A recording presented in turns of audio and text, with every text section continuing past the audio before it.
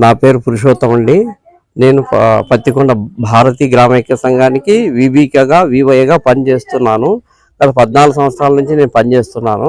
కాకపోతే ఈ గ్రామైక్య సంఘము ఎలాంటి ఒడిదుడుకులు లేకుండా బ్రహ్మాండంగా సాగిపోయే ఈ గ్రామైక్య సంఘం 50 సంఘాలు ఉన్నాయి. 50 సంఘాలకి మేము ప్రతి నెల వాళ్ళకి మోటివేషన్ చేస్తూ పొదుపులు ఎలా చేసుకోవాలి, బ్యాంక్ లోన్లు ఎలా తీసుకోవాలి, ఎలా కట్టుకోవాలి, అన్ని విషయాలు వాళ్ళకి క్షుణ్ణంగా చెప్తున్నాము. ఇంతవరకు ఎలాంటి డోకా లేదు.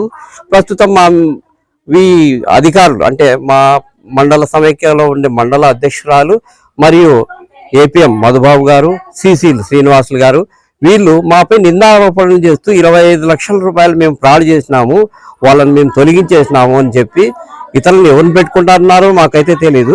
ఈ విషయంలో మాకు తెలియకోకుండా, మా గ్రామైక్య సంఘం ప్రతినిధులకు తెలియకోకుండా, 50 సంఘాల గ్రామైక్య సంఘం లీడర్లకు తెలియకోకుండా గ్రామైక్య సంఘాన్ని బ్యాంకు వారి కళ్ళు కప్పి బ్యాంకు వారి దగ్గర పోయి వాళ్ళకి తెలియకుండానే వీళ్ళు కాదని ఈ సంఘాల సీళ్లు అన్ని తీసుకొని మార్చుకొని ఆ సంఘాలు దొంగ సీళ్లు తయారు చేసుకొని వాళ్ళే సంతకాలు పెట్టుకొని గ్రామైక్య సంఘాన్ని మార్చడం జరిగింది.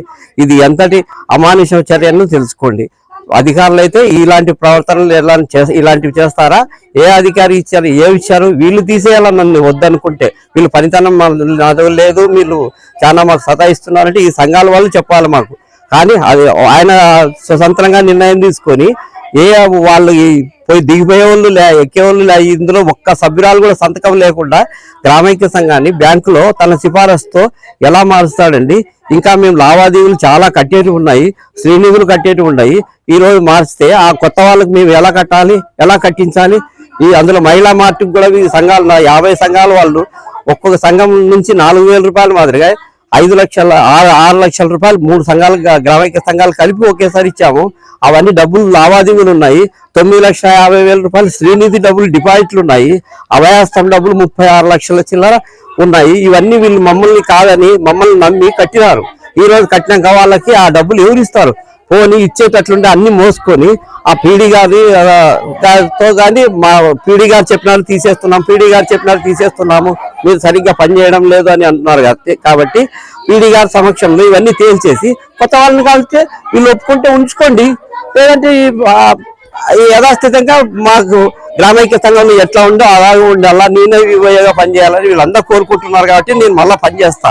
కానీ గ్రామైక్య సంఘం ఎలాంటి ఒడిదిక్కులు లేకుండా నంబర్ 1లో పెట్టినాము ఇంతవరకు. కానీ ఇప్పుడు వచ్చి ఎవరో వచ్చినారు, ఎవరికో చేస్తున్నారు అని దీంట్లో రాజకీయ లబ్ధి కోసం ఆయన ఏదో చేస్తున్నాడు, రాజకీయాలను దీంట్లో పెడుతున్నాడు. వాళ్ళు చెప్పినారు, వీళ్ళు చెప్పినారు అని. అసలు ఎవరు చెప్పినారో అయితే మాకైతే తెలియదు. సంఘాల వాళ్ళు చెప్పాలా నాకు, నువ్వు వద్దు పని చేయడం లేదు, నువ్వు నీ ప్రవర్తన బాగాలేదు అని వాళ్ళు చెప్పాలి. మహిళలు చెప్తే నేను ఏదైనా వింటాను.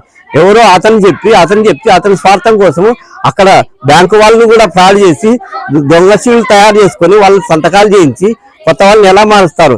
ఈ విషయంలో మేము చాలా ముందుకు కూడా వెళ్తాము. భవిష్యత్తులో పీడీ గారికి తెలియజేస్తాము, ఈ విషయము కలెక్టర్ గారికి కూడా తెలియజేస్తాము, అవసరమైతే మంత్రి గారికి కూడా తెలియజేస్తాము, స్థానిక ఎమ్మెల్యే గారికి కూడా తెలియజేస్తాము.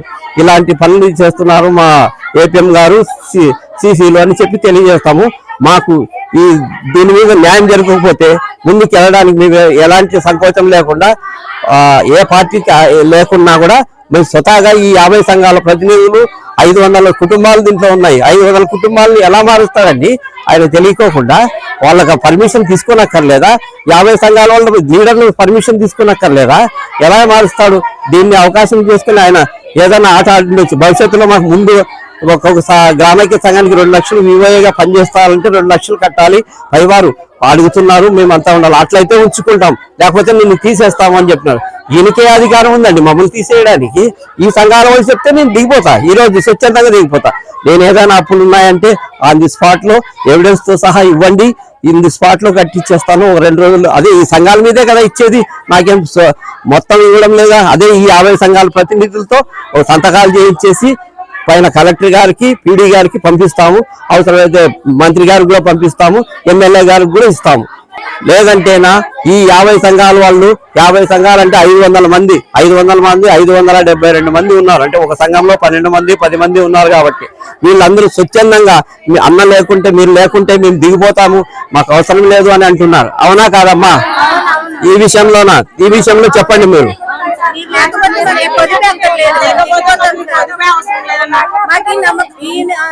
పురుషోత్తం సార్ నమ్మకంతో మేము పొదుపులో నుంచి దిగిపోతాం సార్. మాకు ఆమెను మేము ఎన్ని రోజులని నమ్మాలి సార్? గ్రూప్ లో ఒక్కరు లేకుంటే లోన్ ఇవ్వరు కదా సార్. అటువంటిది 40 గ్రూపులు కలిస్తేనే గ్రామ సంఘం ఏర్పడేది. అటువంటిది మాకు ఏం తెలియకుండా ఊరికే మారిస్తే ఎట్లయితే సార్? అట్లా సార్ అధికారం ఉందని ఏదైనా చేయొచ్చా సార్? అట్లా ఆఫీస్ పోలేదు సార్. మా గ్రామ సంఘానికి ఎన్నుకునేటప్పుడు పురుషోత్తం సార్ మేము అందరూ కలిసి ఎన్నుకున్నాం. అటువంటిది మాకు తెలియకుండా తీసేయడం అన్యాయం సార్. ఇది అధికారం ఉందని ఏదైనా చేయకూడదు. ఇది తెలుసుకొని సార్ అందరికి మాకు కట్టాము, పొదుపు కట్టాము సార్. ఏం మా సార్ లేని మేమేం కట్టాము. మాకు తెలియకుండా వాళ్ళు మార్చడానికి వాళ్ళకి అధికారం లేదు సార్. ఏదైనా కానీ గ్రూప్ అందరు కలిసి ఉంటేనే బాగుండే సార్. కలసకుండా ఊకే వాళ్ళంతా అధికారం ఉందని లోపల ఏదైనా సైన్లు పెట్టించుకుంటే జరుగుతుందా సార్? అట్లా మాకు లోన్ ఇవ్వమంటే ఒక్కరు లేకుంటే లోన్ నిలబెడతారు కదా బ్యాంకులో. అటువంటిదే సార్ మేము ఉన్నందుకే కదా వాళ్ళకి వివో గానీ పోస్ట్ గానీ ఏదైనా ఏర్పాటు చేసేది గవర్నమెంట్.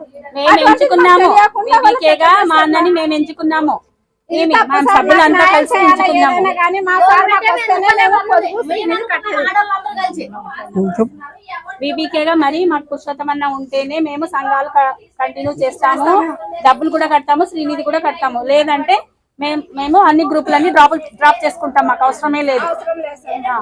బీబీకేగా మా అన్న వాళ్ళు ఉంటేనే, గ్రామైక్య సంఘం మాది మాకు వస్తేనే, మా సభ్యుల్లో వాళ్ళనే ఎంచుకోవాలా.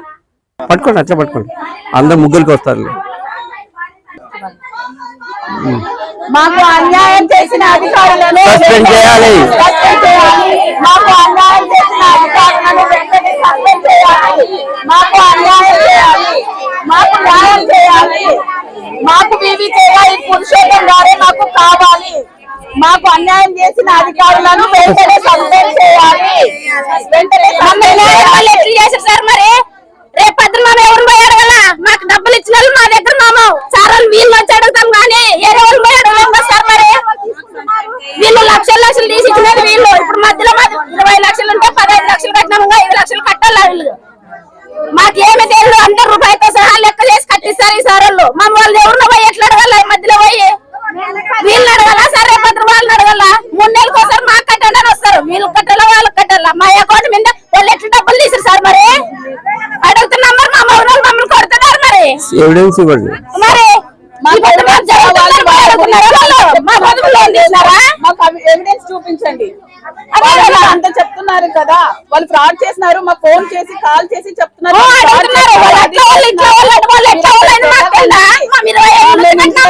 మీటింగ్లు పెడతాము. చెప్పడం లేదు. అవి చెప్తే ఇంకా బూతులు వస్తున్నాయి బయటికి. అవట్లు నిగ్గనామంటే మళ్ళీ ఏరే రకంగా ఉంటది.